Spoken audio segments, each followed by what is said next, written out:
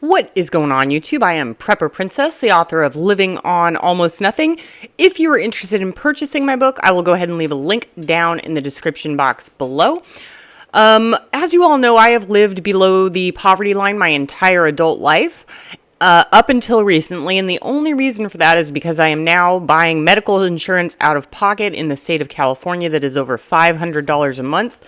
If I got rid of that, yes, I would still be living below the poverty line. However, my personality, I think everybody likes to challenge themselves. And I've challenged myself in so many different ways of weight loss and accomplishments in my personal life, doing marathons, AIDS life cycle, raising money for charity, doing just a whole bunch. And it's not just like that. It's like anything I do, I will set my mind to it and accomplish it. And it gets to a point where you're like, okay, well, I accomplished that and that and that and that. And so your goals get higher and higher and higher and higher. And, when it comes to saving money, living on almost nothing, how much lower can I go?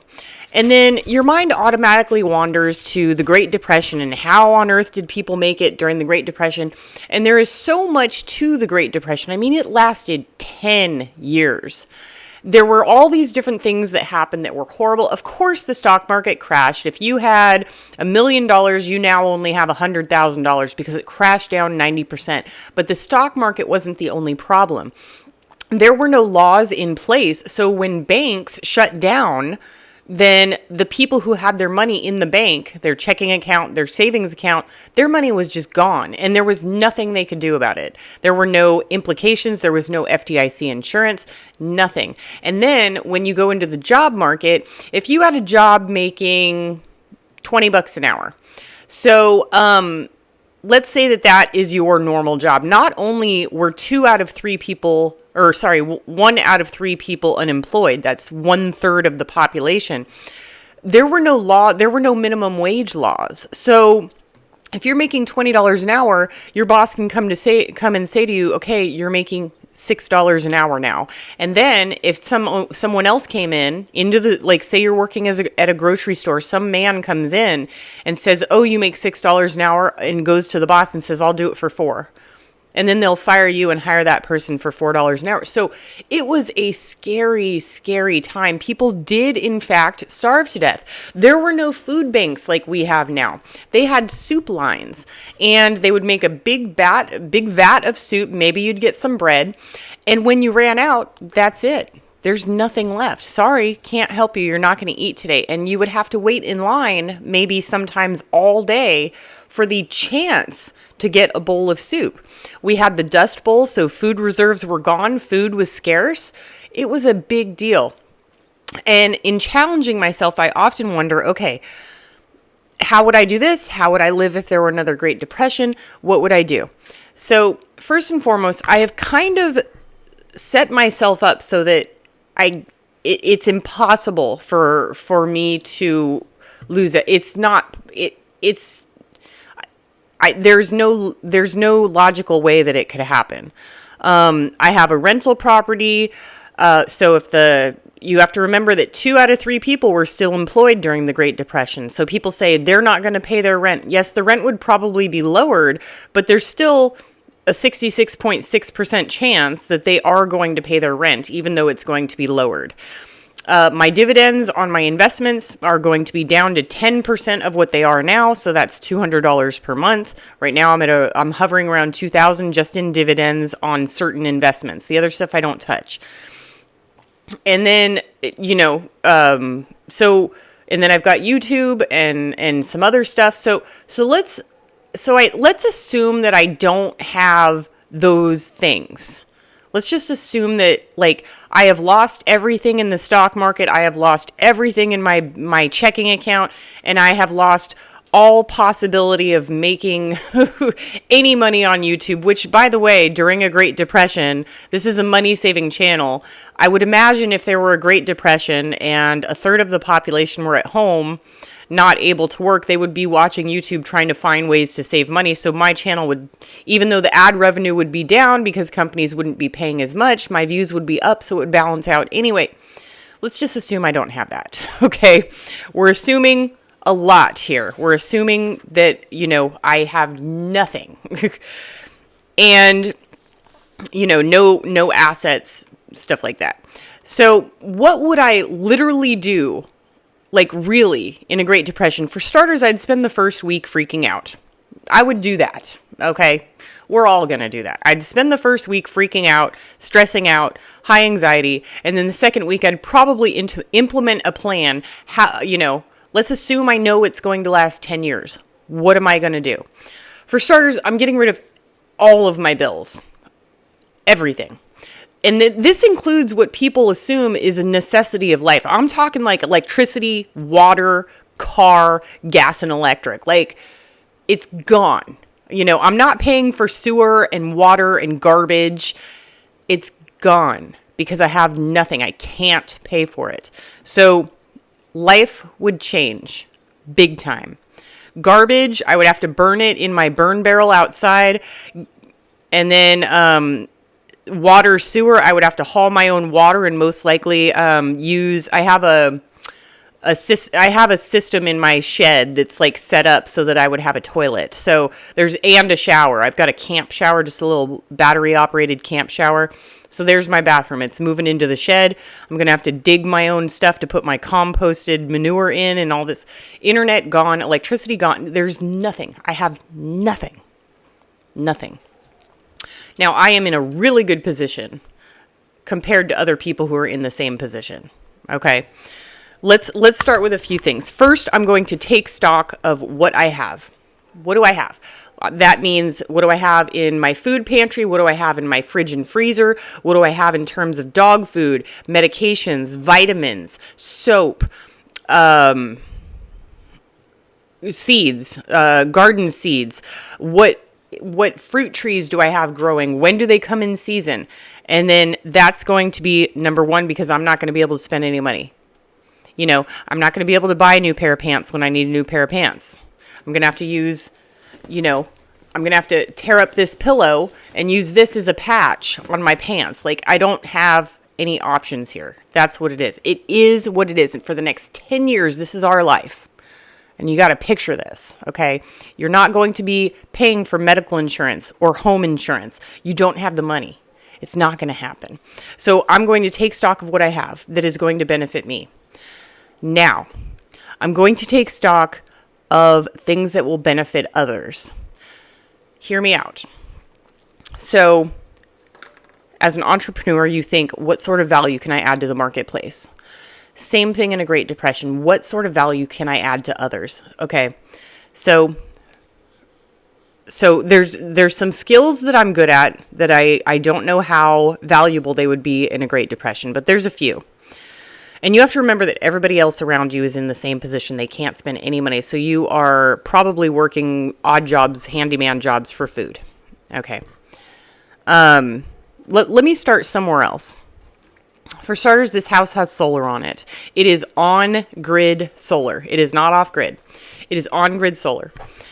It's getting shut off. Like at the breaker, everything's off. The water heater, the refrigerator, everything. However, I'm in a very lucky position where I have 15 solar generators and over like 1,200 watts or something like that of solar panels. So that's getting shut off at the breaker because the way that it works is that they pay you for excess energy that you send to them. So boom, done. Okay, it's off on my breaker.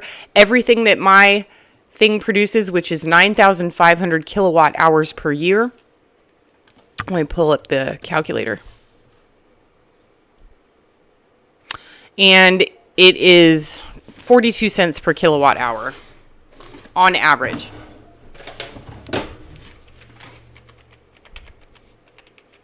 So I'm already making $3,990 a year off of that because I'm not using any.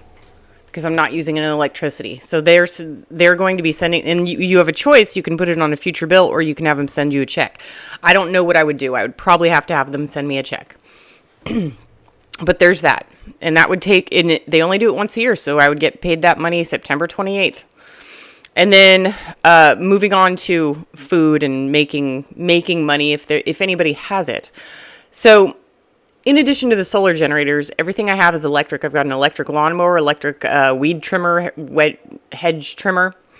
So I would likely be going house to house because other people, they're in the same position. They don't have their electricity on. They don't have gas that they can put in their lawnmower because they don't have any money. So their grass is getting overgrown. So I'm going to go to them and I'm going to say, okay, I've got, no, you don't have to pay for gas. You don't have to do anything. I'll trade you for a sandwich. I don't know.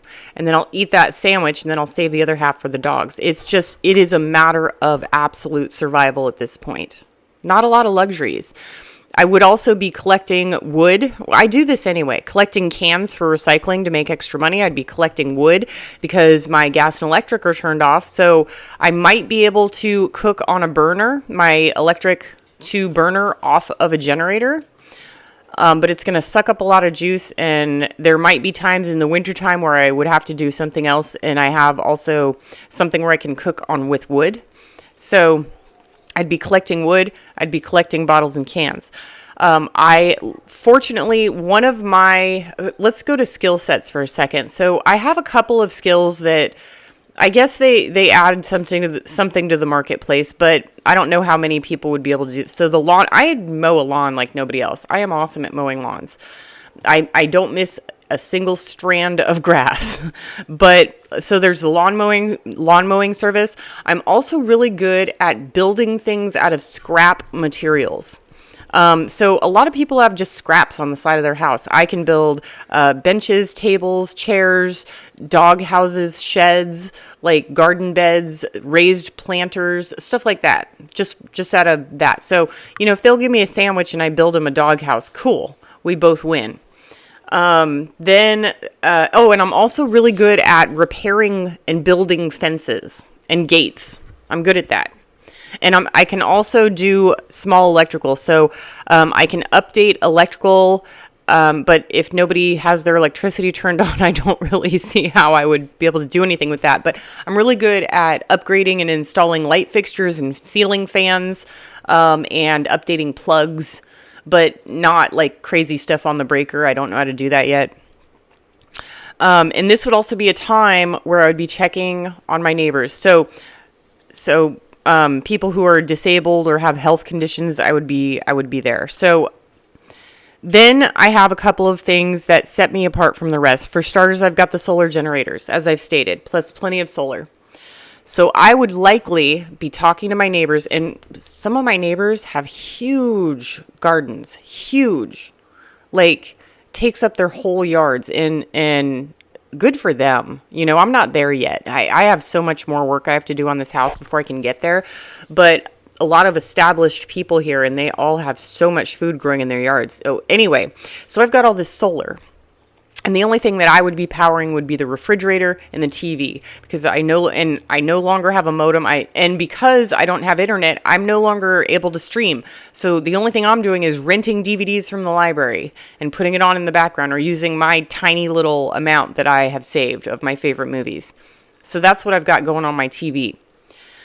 But if I have extra power, I can make deals with my neighbors and just run extension cords to the solar generators. And in exchange, they can give me some of their garden, their produce.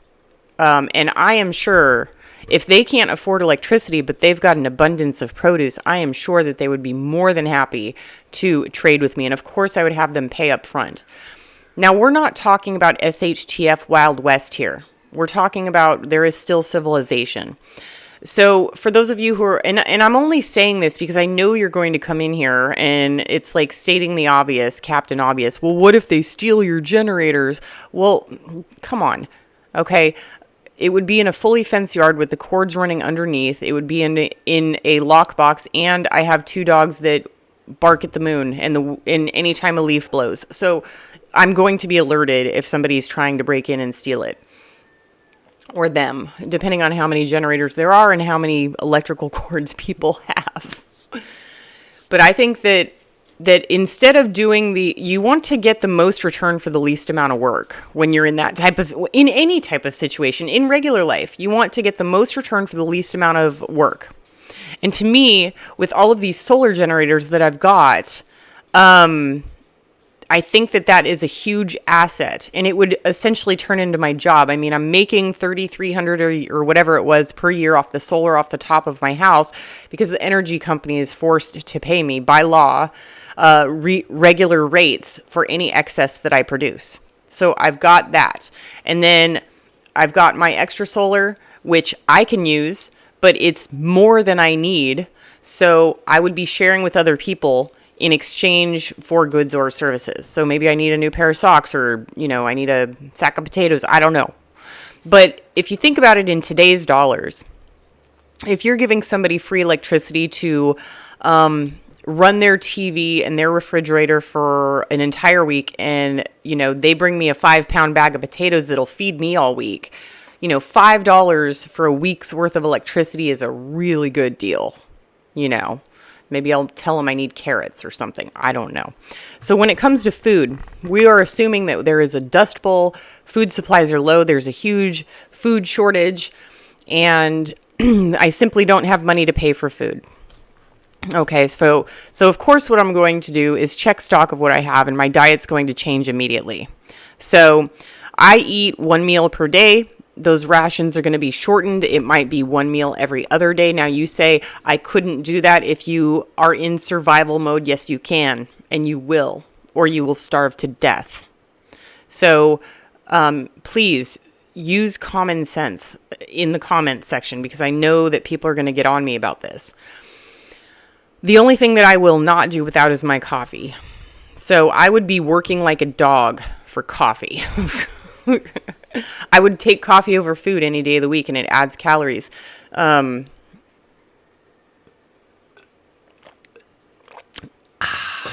will trade food for coffee. That's all there is to it. Now, when I was in Arizona, there is a mesquite plant there is mesquite coffee. I mean, you can look it up on Amazon, mesquite coffee. It is a mesquite tree creates these pods, and these pods grow ripe. You take them, you can put them in like a coffee grinder, and it turns into a powder, and then you use it just like coffee, and it tastes just like coffee, and it has even added benefits. It's got the caffeine, but it also has protein in it, so you feel fuller from it. And which I think is really great. So if I were in Arizona, that's how I'd be surviving, mesquite. And there were also other foods that I was experimenting with, and I was actually very successful with a lot of them. So yes, I would have been able to make it in Arizona, except for the weather. I don't think I would have made it through the weather, because it's too hot for survival there. For my dogs anyway. I would survive, but it would suck. So food.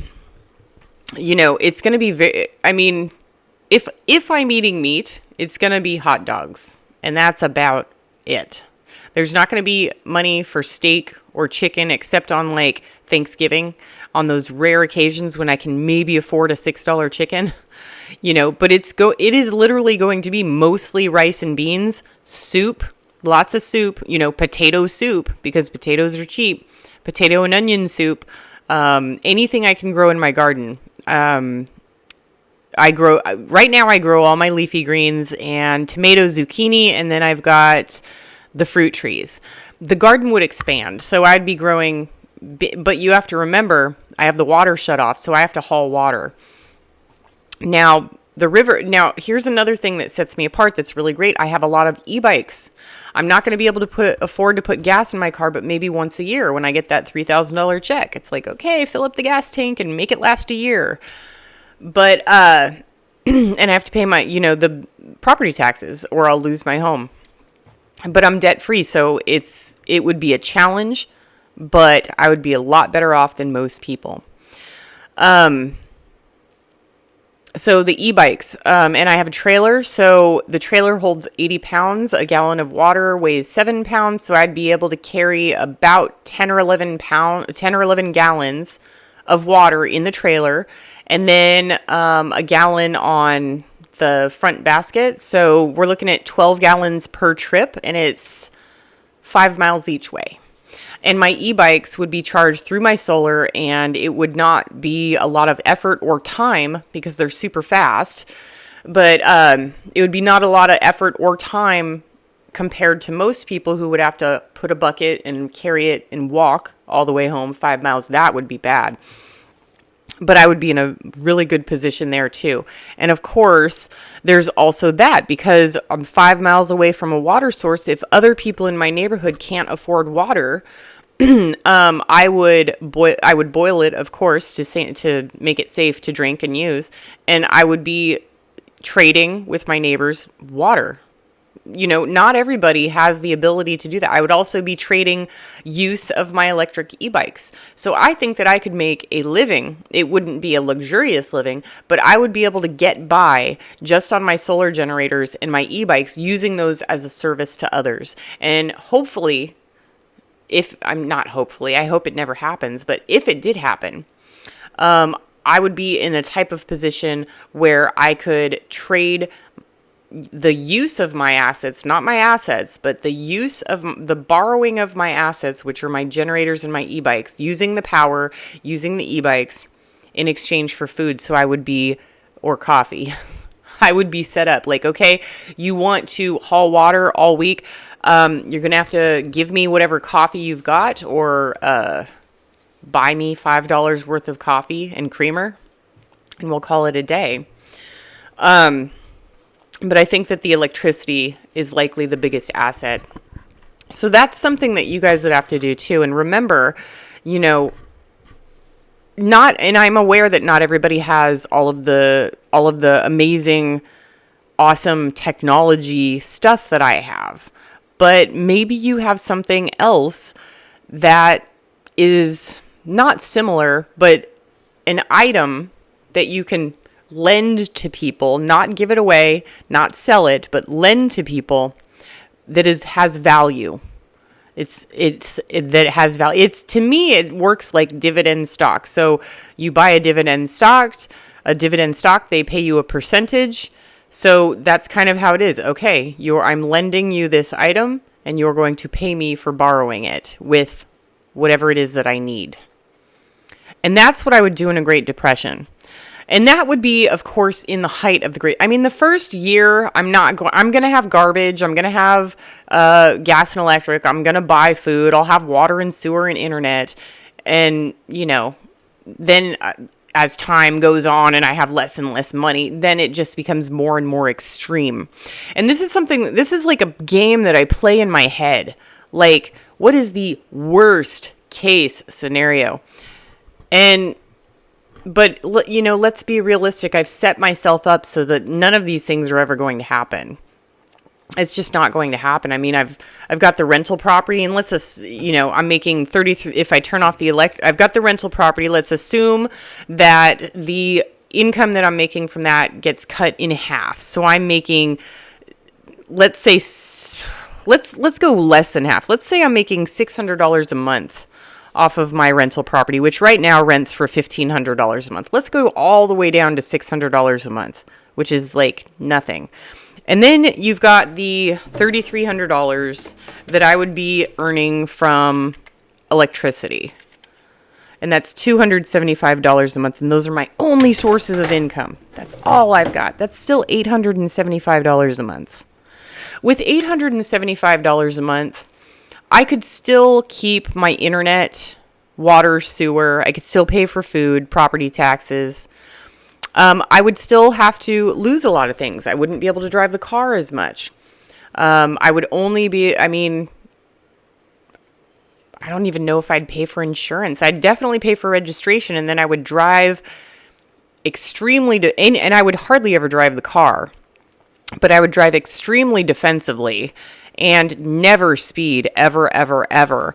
And if police don't have the right to ask for proof of insurance unless they pull you over. And the only reason they can pull you over is if you're breaking a law. So I would just not break any laws. And if you're not breaking any laws, you're not going to run into anybody. And that's what I would do. And I know people in the comments section, you guys are crazy. You can't drive without insurance. We're talking about survival mode here.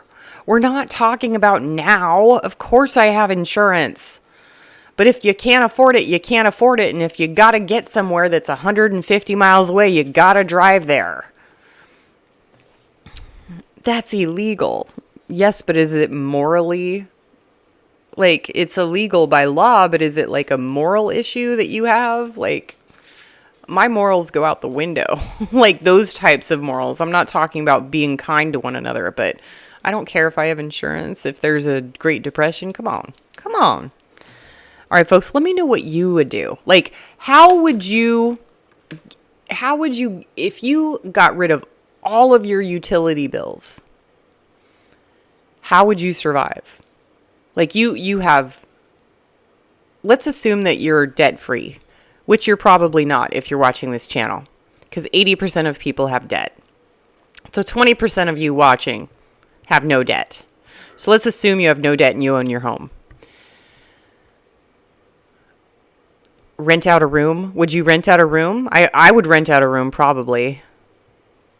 But they would have to have their own separate entrance because my dogs. People are so stupid with dogs. Hey, don't let the dog out. Okay. Oh, the dog got out. Like, stuff like that. But that would be